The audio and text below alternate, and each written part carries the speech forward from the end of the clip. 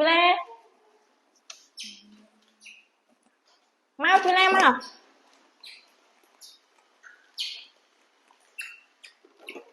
Chú đâu mà lo khô đó. Này thì chui giờ bây giờ bạn hả dâm á hãy vô chết á không sao nhà máy hay chảo nha chú La không im này của chú La không im này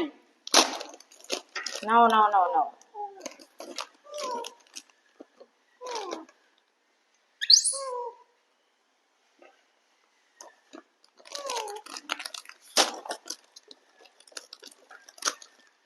Abi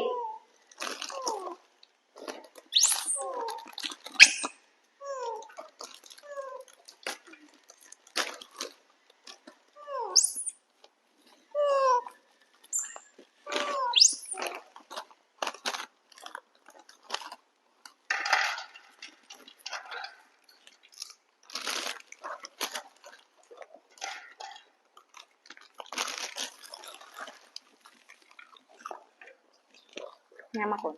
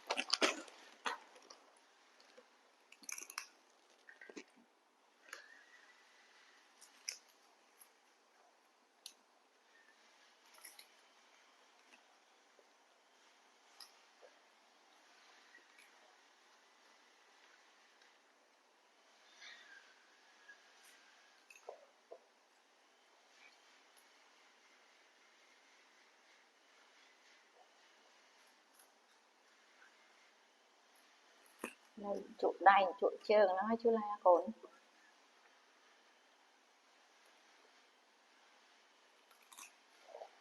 ผมลุกลัดสวรรค์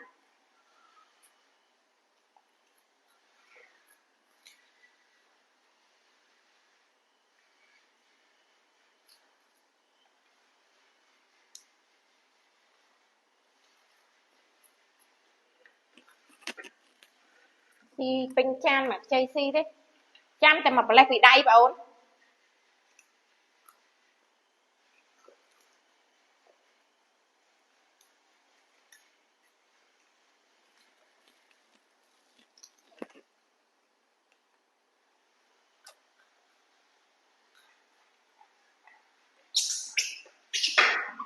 จะรับ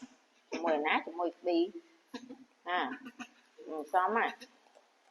mùi ná bật lơ chứ xì đăng bạ anh bạ kê đấy à hả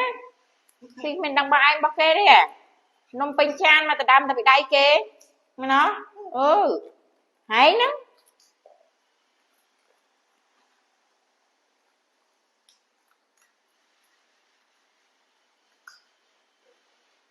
cổ bi nè mình chu la đây nè vậy xì không nhai nhai này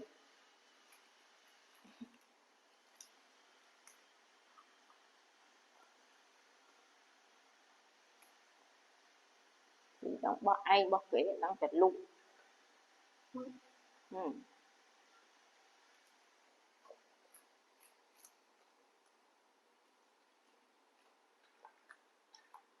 làm thà cũng ơi lục lịch trắng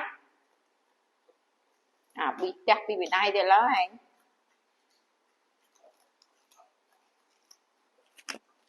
chú La con mai bị quay xem này con